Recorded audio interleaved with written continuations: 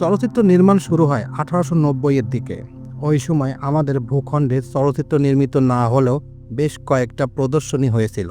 এই অঞ্চলে 1900-এর দশকের নির্বাক এবং 1950-এর দশকের সবাক চলচ্চিত্র নির্মাণ প্রদর্শন শুরু হয়। তারপর আস্তে আস্তে এই বাংলার বুকে নতুন নতুন সিনেমা আসে এবং এই সিনেমার মাধ্যমে মানুষ সিনেমা দেখার প্রতি আগ্রহ আসে।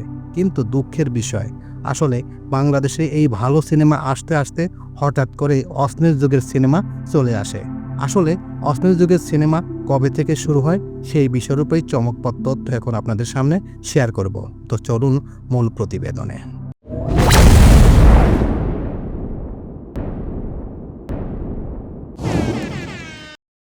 অশ্লীল যুগ এড়িয়ে যাওয়া যাবে, অস্বীকার করা যাবে না।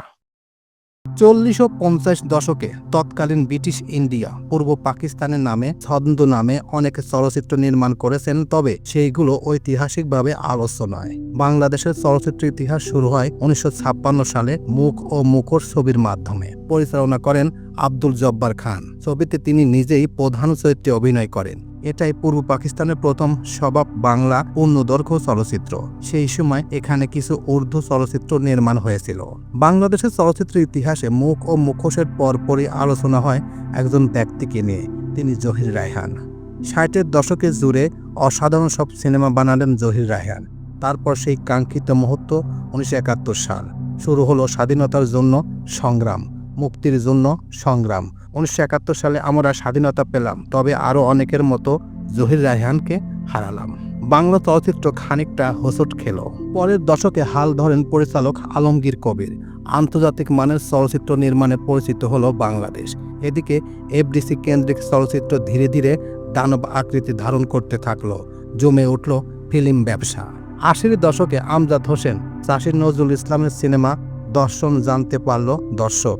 বছরে 50-এর অধিক সিনেমা মুক্তি পেতে থাকলো। শিল্পী, পরিচালক, কলাকুশলী, গুজব ম্যাগাজিন মিলে সেই সময় এক মহা জমজমাট অবস্থা। 90 দশকে গণতন্ত্রের দশক। মানুষের জীবনে এলো গতি, প্রযুক্তি ও অন্যান্য ক্ষেত্র দারুণ সব আবিষ্কার এলো। মানুষ ব্যস্ত হয়ে গেল আগের থেকে, পরিশ্রমী হয়ে গেল আরও বেশি।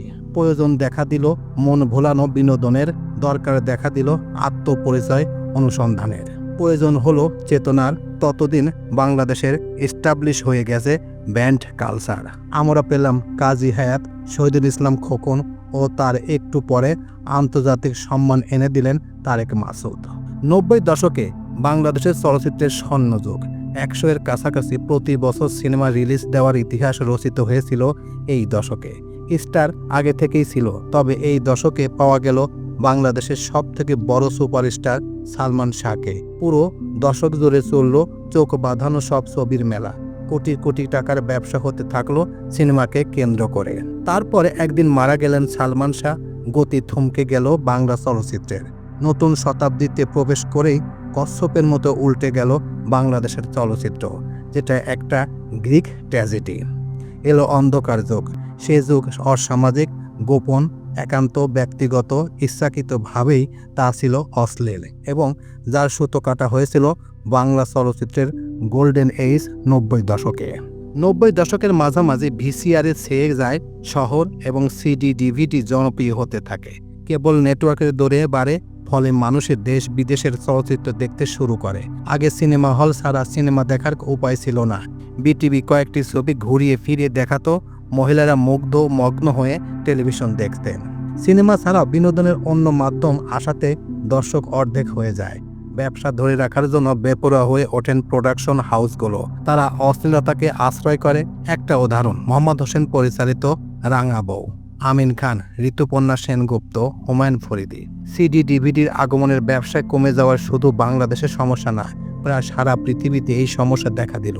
তখন আমেরিকার ডিরেক্ট টু ডিভিডি নামের এই রকমের সিনেমা হলো, যেগুলো ছিল স্বল্প বাজেটের এবং এইগুলো সিনেমা হলে বা স্যাটেলাইটে দেখানো হতো না। এগুলো সরাসরি সিডি ডিভিডিতে রিলিজ করত। সেই মুভিগুলোর ফর্মুলা নিয়ে মূলত অশ্লীল যুগের প্রতিটা সিনেমা ডিজাইন করা হতো।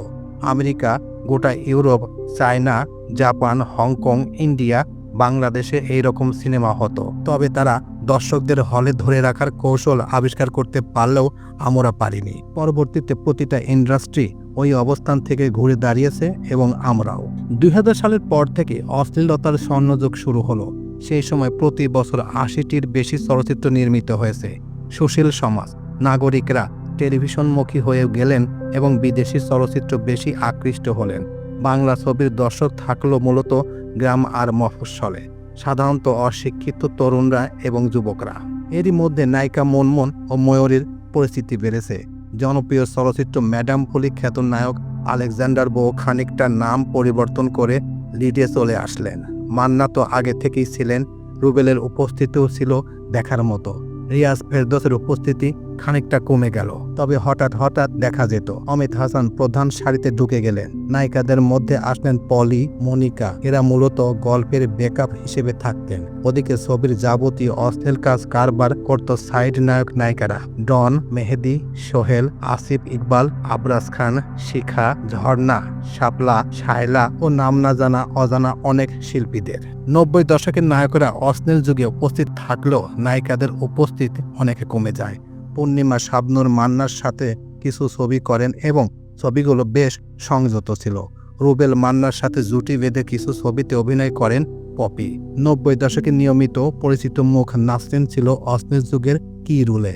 প্রায় সকল মুভিতে তার উপস্থিতি থাকত এবং অশ্লীল দৃশ্যেও সে ছিল পেশাদার। শুরুর দিকে শাকিব খান সাইড রোলে থাকতেন, মান্না আলেকজান্ডারের নিচে। পরে সেখান থেকে শাকিবকে কেন্দ্র করে কিছু সিনেমা হয়, আর শাকিব অভিনীত এই সিনেমাগুলো ছিল অশ্লীল যুগের মূলধারা থেকে কিছুটা ভিন্ন। অশ্লীল যুগে নানা রকমের সিনেমা হয়েছে। 1997 থেকে 2003 পর্যন্ত পুরোদমে এবং তারপর থেকে 2007 সাল পর্যন্ত বিরতি দিয়ে চলল। ছবির মুক্তির পরিমাণ কমে গেল। অশ্লীল যুগে এই তপ্ত হাওয়া থেকে বছরের সর্বোচ্চ 10টা ছবি গা বাঁচাতে পেরেছে। বাকি প্রায় সব ছবি এই জ্বরে আক্রান্ত। 1997-2007 পর্যন্ত কমপক্ষে 500 চলচ্চিত্র হয়েছে। সব প্রোডাকশনই এই ধরনের কম বেশি সিনেমা নির্মাণ করেছে। তবে বিতরণের দিক থেকে লাভা ভিডিও ছিল উল্লেখযোগ্য হারে। লাভা ভিডিও মূলত অশ্লীল যুগকে দিক নির্দেশনা দিয়েছে। এ যুগে অধিকাংশ ছবির মানের দিক থেকে খুবই নিম্ন, প্রায় প্রতিটা গল্পই একই রকম। তবে এর ভিতরে বেশ কিছু চমৎকার ছবি হয়েছে, সেগুলোর গুরুত্বের সাথে বিবেচনা করার দরকার নেই, তবে অস্বীকার করারও উপায় নেই। অশ্লীল যুগটাকে 4 ধাপে বিভক্ত করা যায়। প্রথম ধাপে নায়িকাদের তুলনামূলক ছোট জামা পরানো হতো। দ্বিতীয় ধাপে সাদা জামা পরে বৃষ্টিতে ভেজা গোসলের দৃশ্য, পোশাক পরিবর্তনের দৃশ্য ইত্যাদি। তৃতীয় ধাপে বিদেশি পর্নোগ্রাফি কাটপিস এবং সবার শেষ ধাপে দেশীয় নায়িকারাই এইসব দৃশ্য করেছেন। অশ্লীল যুগের ট্রেডমার্ক অর্থাৎ চতুর্থ ধাপের ছবিগুলো হলো দুর্দশ শামসু, নষ্টা মেয়ে, জাদরেল, জাল, জাত শত্রু। এইগুলোতে কোনো কাটপিস নেই, সরাসরি অভিনেত্রীরাই যৌন দৃশ্যে অভিনয় করেন। একেবারে পর্নোগ্রাফির ধরনের দেশি নায়িকারাই রগবগে যৌন দৃশ্য বেশ সময় নিয়ে দেখানো হয়। ওই 10 বছরে এই 5 ছবির আলোচনা সব থেকে বেশি। মানুষের মুখে মুখে বিজ্ঞাপনে প্রচুর ব্যবসা করেছেন এই 5টি সিনেমা। বাংলাদেশের ছবিতে অশ্লীলতার ইতিহাস কিন্তু আরও কিছু পুরনো। 1997 সাল থেকে জুড়ে বসলেও এর অনেক আগে থেকেই এই চর্চা লক্ষ্য করা যায়। সামাজিক ছবি আমাদের দেশে জনপ্রিয় ছিল বেশি এবং শুরু থেকেই আমাদের দেশে চলচ্চিত্র প্রতিযোগিতা ছিল শক্তিশালী। তো অনেকেই চেয়েছেন প্রতিযোগিতায় টিকে থাকতে, তারা অশ্লীলতা আমদানি করেছেন এবং যৌনতাকে দেখাবার জন্য বারবার ভারতের দিকে হাত বাড়ানো হয়েছে। সেখান থেকে আর্টিস্ট এনে এক্সপেরিমেন্ট চালানো হয়েছে। পরিচালক এফ এ কবির অঞ্জু ঘোষকে নিয়ে প্রথমবারের মতো বাংলাদেশের দর্শকদের খোলামেলা দেশের সাথে পরিচয় করিয়ে দিলেন। বৃষ্টিতে ভিজে গান, পরে আবুল খায়ের বলবো 90 দশকে জুড়ে ছবিতে বিভিন্ন সময় গোসলের দৃশ্য দেখিয়েছেন। স্বল্প বাজেটের এইসব সিনেমাতে যৌনতা থাকার কারণে ব্যবসায়িক লাভও এসেছে। মোহাম্মদ হোসেন অবুঝ দুটি মন ছবিতে চর্চাটা চালিয়ে গেলেন। এই সিনেমায় প্রথম বাংলাদেশে কোনো নায়িকাকে সুইমিং পুলে গোসলের দৃশ্য দেখানো হলো। নায়িকা ছিলেন মডেল রুথি, গুরু জেমসের প্রথম স্ত্রী। আবুল খায়ের বুলবুলের অন্যান্য অত্যাচার ছবিতে পাহাড়ি ঝর্ণায় গোসলের দৃশ্য দেখা হলো। মোহাম্মদ হোসেন পরে বানালেন রাঙা বউ, এর নায়িকা কলকাতার ঋতুপর্ণা সেনগুপ্ত। এই ছবি আলোড়ন তুলল তরুণ সমাজে। সিটির মাধ্যমে বহুল প্রচারিত এই সময়কার সিনেমা হলো এনায়েত করিমের জননেতা, কদম আলী মাস্তান, ক্ষুধার জ্বালা, ইস্পাহানি আরিফ জাহানের গোলাম, বাদশা ভাইয়ের ভয়াবহ। জননেতা ছবিতে প্রথমবার বাংলাদেশে সরাসরি উন্মুক্ত বক্ষ প্রদর্শন করা হলো। কদম আলী মাস্তানে অশ্লীলতার দিক দিয়ে স্মার্ট। ভয়াবহ ছবিতে বি গ্রেডের নায়িকা আমদানি ঘটল। সরবুদ্দিন খান দীপু বানিয়েছিলেন বাঁচাও দেশ এবং পুলিশ অফিসার। অশ্লীল যুগের সিনেমা বানাতে মূলত এনায়েত করিম, মোহাম্মদ হোসেন, শরীফুদ্দীন খান দীপু, স্বপন চৌধুরী, সাদাত হোসেন লিটন এবং তার বড় ভাই বাদশা ভাই, বদিউল আলম খোকন, রাজু চৌধুরী, এম এ আওয়াল, পল্লী মালেক, এম বি মানিক, শাহিন সুমন, মালেক আফসারি, মুস্তাফিজুর রহমান বাবু, উত্তম আকাশ, আরও অনেকেই। এই ধরনের আরও সিনেমা ভণ্ড উঝা, লালু কোষাই, নানা ভাই, রানী কেন ডাকাত, দানব মস্তান, মহিলা হোস্টেল, নষ্টা মেয়ে, মডেল গার্ল, রুখে দাঁড়াও, নিষিদ্ধ নারী, নাজেহাল, রক্তশোষা, ক্ষমতা, আজকের আক্রমণ, পাগলা হাওয়া, আজকের চাঁদাবাজ, ওরা কারা, রিভেঞ্জ, চরম শিক্ষা, বুলেট প্রুফ, বাংলার সৈনিক, নরক ইত্যাদি। তবে বাংলা চলচ্চিত্রের ভয়ঙ্কর অস্থিরতার যুগ থেকে 2006 সালে এসে কিছুটা দুর্বল হয়ে যায়। ফখরুদ্দিন আহমেদের তত্ত্বাবধায়ক সরকারের আমলে এর প্রকোপ কিছুটা স্মৃতি হলো। র্যাব হানা দিল কাকরাইলের অফিসগুলোতে, জব্দ করলো হাজার হাজার কাটপিস, অগণিত নীল ছবি, অসংখ্য অশ্লীল পোস্টার। 2007-এর দিকে এফডিসি এবং ইন্ডাস্ট্রির বিভিন্ন অঙ্গনে শুরু হলো প্রতিরোধ, শুরু হলো অশ্লীল বিরোধী আন্দোলন। আন্দোলনের পুরোটা ছিলেন নায়ক মান্না, সাথে যোগ দিলেন কিছু শুভাকাঙ্ক্ষী, থাকলেন পরিচালক মালেক আফসারি, ভিলেন ডিপজল। যদিও এরা সবাই অশ্লীল যুগে সক্রিয় ছিলেন। আন্দোলনকে সমর্থন দিলেন গণমাধ্যম। অশ্লীল বিরোধী আন্দোলন কথাটা শুনলে কিছুটা খটকা লাগে, মনে হয় চলচ্চিত্র তো অশ্লীল থাকতেই পারে। অশ্লীলতা ব্যবহার করার স্বাধীনতা সিনেমা শিল্পের তো থাকা উচিত। তাছাড়া সব ক্ষেত্রে নগ্নতা কিন্তু অশ্লীলতা নয়, কখনো নগ্নতা সমাজ ব্যবস্থাকে তুলে ধরতে পারে। কিন্তু ওই সময় চলচ্চিত্রের নামে বলা হচ্ছে অশ্লীল, বাস্তবে এগুলো ছিল অশ্লীলতার থেকেও বেশি কিছু। তখনকার সিনেমাগুলো আলোচিত কারণ চলচ্চিত্রের ভিতরে ঢুকে দেওয়া হতো কাটপিস, যা ছিল মূলত বিদেশি পর্নোগ্রাফি ছবির কয়েক মিনিটের একটা কাটপিস। মুক্তি পাওয়া প্রায় প্রত্যেক চলচ্চিত্রে এই কাটপিস থাকতো। প্রথম দিকে হল মালিকেরা এই কাটপিস ঢোকাতো, পরবর্তীতে প্রোডাকশন থেকেই কাটপিস হয়ে বেরোতো। আরও পরে পরিচালক নিজেরাই কাটপিস ঢোকাতেন এবং শেষ দিকে নিজেরাই বানাতেন। কাটপিস হলো মূল প্রিন্টের সঙ্গে উপস্থিত নয় এরকম কোনো ফুটেজ, কিন্তু পরবর্তীতে অর্থ কাহিনীর সঙ্গে একেবারে সম্পর্কহীন জুড়ে দেওয়া পর্নোগ্রাফিক রিলকেই আমরা কাটপিস বুঝে থাকি। এটি ছবির যে কোনো পর্যায়ে দেখানো হতে পারে, সাধারণত মাঝামাঝি, বিরতির আগে পরে এটি দেখানো হয়ে থাকে।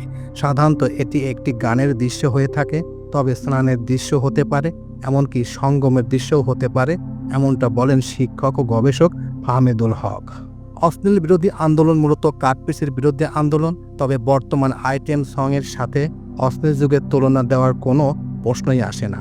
অশ্লীল যুগের সিনেমা নিয়ে অনেকেই কখনো কোনো সমস্যা ছিল না। সেই সময়ের লো বাজেটের সিনেমাগুলোর আলাদা একটা ফরমেশন ছিল। মূল সিনেমাগুলো অ্যাকশন থ্রিলার জনরার হতো। আমেরিকার 80s রেটার একটা আবহ ছিল, ভায়োলেন্স ছিল প্রচুর এবং কিছু কিছু কাহিনী ছিল দেশের তুলনায় খুবই ডার্ক, এবং তা অবশ্যই সমাজ বর্তাকে প্রতিফলিত করেছে। তেমন একটা সিনেমা নগ্ন হামলা, আরও একটা সিনেমা জেল থেকে বলছি। তো এইভাবে 2007 সালের পরে বাংলাদেশের থেকে আস্তে আস্তে এই কাটপিস এবং অশ্লীল যুগ একেবারে নিষিদ্ধ হয়ে থাকে। এখন বর্তমান বাংলাদেশে কাটপিস এবং অশ্লীল সিনেমা হয় না বললেই চলে। তো এই প্রতিবেদন আপনাদের কাছে কেমন লাগলো? যদি ভালো লেগে থাকে তাহলে অবশ্যই লাইক, কমেন্ট, শেয়ার করবেন। আর যারা এখন পর্যন্ত এই চ্যানেলটি সাবস্ক্রাইব করেন নাই তারা অবশ্যই এই চ্যানেলটি সাবস্ক্রাইব করবেন। তো সবাইকে ধন্যবাদ জানিয়ে এখানেই শেষ করছি। আল্লাহ হাফেজ।